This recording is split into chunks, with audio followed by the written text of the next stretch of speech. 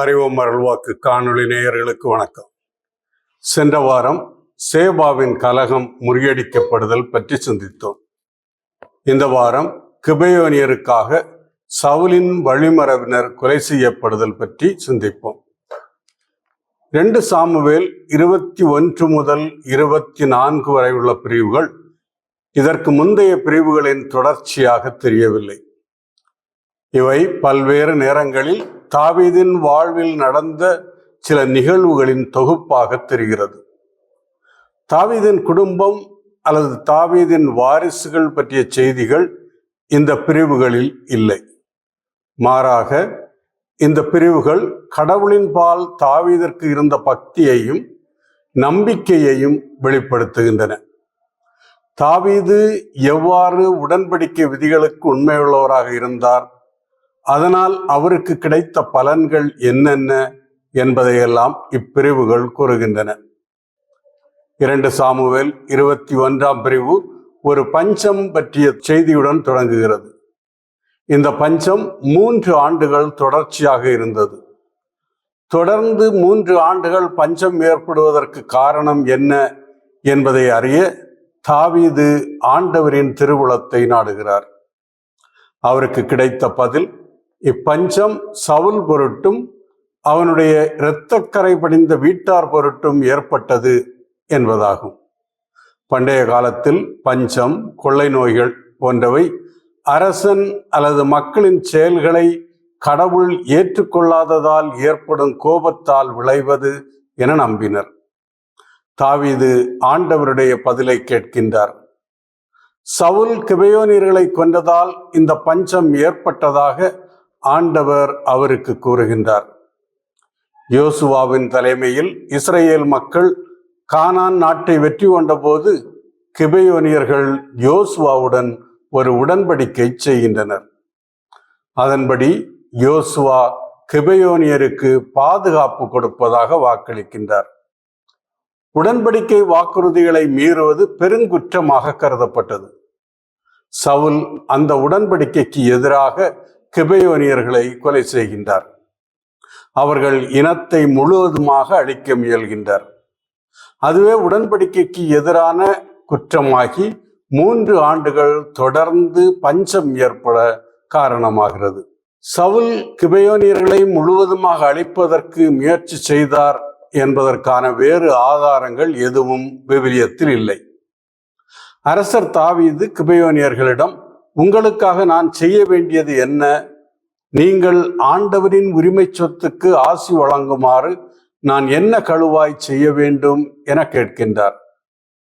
பாதிக்கப்பட்டவர்கள் என்ற முறையில் கிபெயோனியர்களிடம் இந்த கேள்விகள் கேட்கப்படுகின்றன.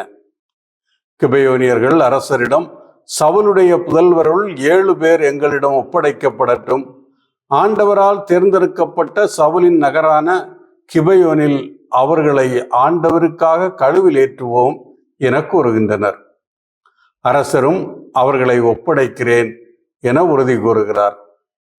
சவுலின் புதல்வர்களை கழுவில் ஏற்றுவது இஸ்ரேல் மக்கள் கிபெயோனியர்களுடன் செய்த உடன்படிக்கையை சவுல் மீறியதற்கு தண்டனையாகவும், சவுலின் இரத்தப்பழி கூற்றத்தை நீக்குமாறு ஆண்டவருக்கு செலுத்தப்படும் பலியாகவும் பார்க்கப்படுகிறது. தாவீது யோனத்தானின் மகனான மெபிபோசேத்தை கிபெயோனியர்களிடம் ஒப்படைக்கவில்லை. அவனை சாவிலிருந்து காப்பாற்றுகின்றார். அதற்கு காரணம் தாவீது மெபிபோசேத்தின் தந்தையான யோனத்தானுக்கு கொடுத்த வாக்குறுதியாகும். மெபிபோசேத்தை தவிர சவுலின் வழிமரபில் வந்த 7 பேர் கிபெயோனியர்களிடம் ஒப்படைக்கப்படுகின்றனர். அவர்களை கிபெயோனியர்கள் ஆண்டவர் முன்னிலையில் மலையின் மேல் கழுவில் ஏற்றினர் என பார்க்கிறோம். அவர்களில் 2 ஐயாவின் மகள் இரிஸ்பா என்பவர் சவுலுக்கு பெற்றெடுத்த புதல்வர்கள். இரிஸ்பா சாக்கு துணியை எடுத்துக்கொண்டு போய் அதை பாறை மீது தனக்காக விரித்து அவளுடைய புதல்வர்களின் உடல்களை பாதுகாக்கின்றாள். பகலில் வானத்து பறவைகளோ இரவில் காட்டு விலங்குகளோ உடல்களை தொட அவள் அனுமதிக்கவில்லை. ஒரு தாய் தனது புதல்வர்களின் இழப்பை ஏற்பது என்பது எளிதான ஒன்றல்ல. இரிஸ்பாவின் செயல் அரசர் தாவீதுக்கு தெரிவிக்கப்படுகிறது. தாவீது யாபேசு கிளையாதின் மக்களிடமிருந்து சவுலின் எலும்புகளையும் யோனத்தானின் எலும்புகளையும் கேட்டு பெறுகிறார். அவர்களின் எலும்புகளுடன் கிபெயோனியர்களால் கழுவிலேற்றப்பட்ட 70 எலும்புகளையும் சேகரித்து பென்யமின் நிலப்பகுதியான சேலாவில் சவுலின் தந்தையான கீசின் கல்லறையில் அடக்கம் செய்கின்றார். 1 சாமுவேல் பிரிவு 31, 11 முதல் 13 வரை உள்ள இறை சொற்றொடர்களின்படி சவுல் மற்றும் யோனத்தானின் உடல்கள் எரிக்கப்பட்டன. எனவே அவர்களின் சாம்பல் இங்கே கொண்டு வரப்பட்டிருக்கலாம். பொதுவாக இஸ்ரேல் மக்கள் நடுவில் இறந்த உடல்களை எரிக்கும் பழக்கம் கிடையாது. ஏனெனில் இஸ்ரேல் மக்கள் மனித உடலும், அதாவது சதையும் ஆன்மாவும் பிரிக்க முடியாதவை என கருதினர். அவர்கள் இறந்தாலும் குடும்பத்தினரோடு நெருங்கியவர்களாக இருக்கிறார்கள் என நினைத்தார்கள். எனவே இறந்த உடல்களை மிகுந்த மரியாதையுடன் கையாண்டார்கள். மனித உடல்கள் முறையாக புதைக்கப்பட வேண்டும் என அவர்கள் விரும்பினார்கள். எனவேதான் இரிஸ்பா தனது புதல்வர்களின் உடல்களை பாதுகாக்கிறாள். தாவீதும் சவுலின் வழிமரபை சார்ந்தவர்களை முறையாக அடக்கம் செய்கிறார். குறிப்பாக சவுல் அவரது மகன் யோனத்தான் ஆகியோரின் சாம்பலையும் எடுத்து மீண்டும் நல்லடக்கம் செய்கிறார். தாவீதின் இச்செயல்களை 2 கோணங்களில் இருந்து சிந்திக்கலாம். முதலாவது, தாவீது சவுலின் குடும்பத்தை சார்ந்த 7 கழுவிலேற்றுவதை நேர்மறையான செயலாக பார்க்கலாம். அவர் ஆண்டவரின் விருப்பப்படி அச்செயலை செய்கிறார். இரத்தப்பழி தீர்ப்பதற்காக செய்கிறார். உடன்படிக்கைகளை மதித்து செயல்படுகிறார். அதே வேளையில் சவுலின் குடும்பத்தினரை நல்லடக்கம் செய்வதன் வழியாக சவுலின் குடும்பத்திற்கும் மரியாதை காட்டுகிறார். இரண்டாவதாக, இந்த நிகழ்வுகளை எதிர்மறை நிகழ்வுகளாகவும் சிந்திக்கலாம். ஏனெனில் சவுலின் குடும்பத்தை சார்ந்த 7 கழுவிலேற்றப்படுவது தாவீதிற்கு பலன்களையும் கொண்டு வருகிறது.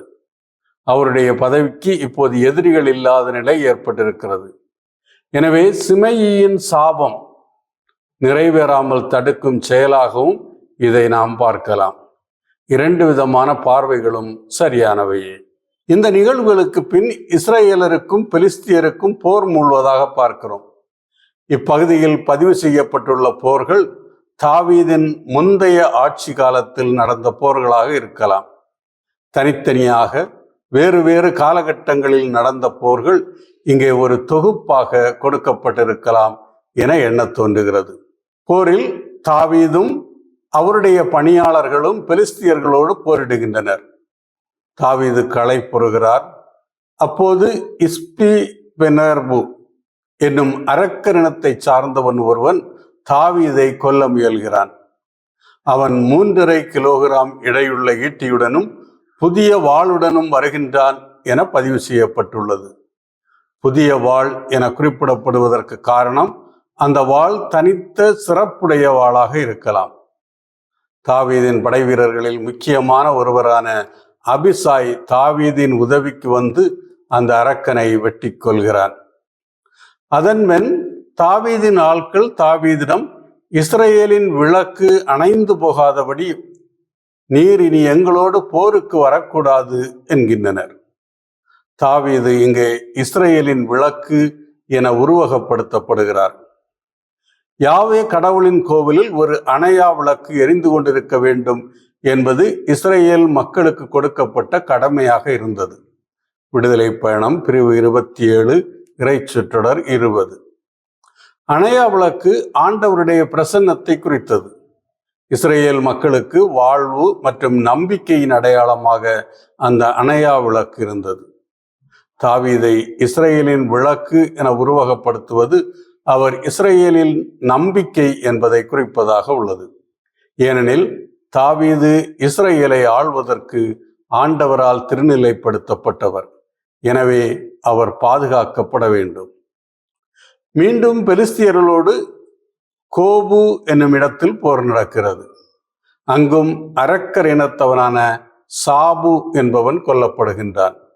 அவனை ஊசாத்தியனான சிபக்காய் என்ற வீரன் கொன்றதாக கூறப்படுகிறது.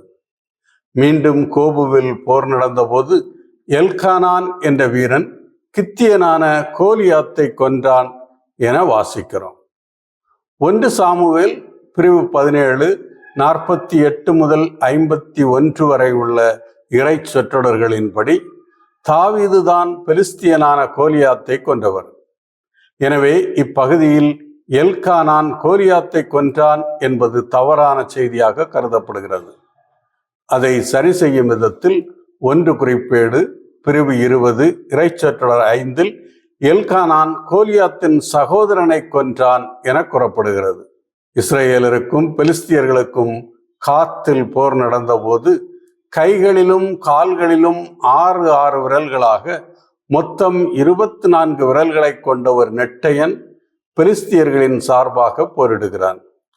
அவன் தாவீதின் சகோதரனான சிமையின் மகன் யோனத்தான் என்பவரால் கொல்லப்படுகிறான். பண்டைய காலத்தில் கைகளிலும் கால்களிலும் அதிக விரல்களை கொண்டவர்களாக பிறப்பவர்கள் அசாதாரணமானவர்களாக கருதப்பட்டார்கள். பெலிஸ்தியர்களின் படையில் காணப்படும் இந்த அரக்கர்கள் பெலிஸ்திய இராணுவத்தின் தனிச்சிறப்பு வாய்ந்த வீரர்கள். அவர்கள் பயன்படுத்தும் போர்க்கருவிகள் வித்தியாசமானவைகளாக காட்டப்படுகின்றன. அது அவர்களின் வீரத்தையும் அவர்கள் எளிதில் வெல்ல முடியாதவர்கள் என்ற எண்ணத்தையும் கொடுப்பதாக உள்ளது. ஆனாலும் அவர்களை வெற்றி கொள்ளும் அளவிற்கு தாவீதின் இராணுவத்திலும் சிறப்பு வாய்ந்த வீரர்கள் இருப்பதை நாம் பார்க்கிறோம். எனவேதான் தாவீது களைப்படைந்து சோர்வாக இருந்த நேரத்திலும் ஏனைய வீரர்கள் பெலிஸ்தியர்களை எதிர்த்து நின்று வெற்றி கொள்கின்றனர். தாவீதின் கையாலும் அவருடைய படை வீரர்களின் கைகளாலும் கொல்லப்பட்ட பெலிஸ்திய படை வீரர்கள் அரக்கர் வழிமரபை சார்ந்தவர்கள் என கூறப்படுகிறது. விவிலியத்தில் நெப்பிலீம், அனாக்கீம் ஆகியோர் அரக்கர் இனமாக கருதப்பட்டார்கள். ஆனால் ஒரு சில அறிஞர்களின் பார்வையில் அரக்கர்கள் என அழைக்கப்படுபவர்கள் வல்லமை வாய்ந்த போர் வீரர்கள். அவர்கள் சில தனித்தன்மைகளை கொண்டவர்களாக இருக்கலாம். மீண்டும் அடுத்த வாரம் சந்திப்போம்.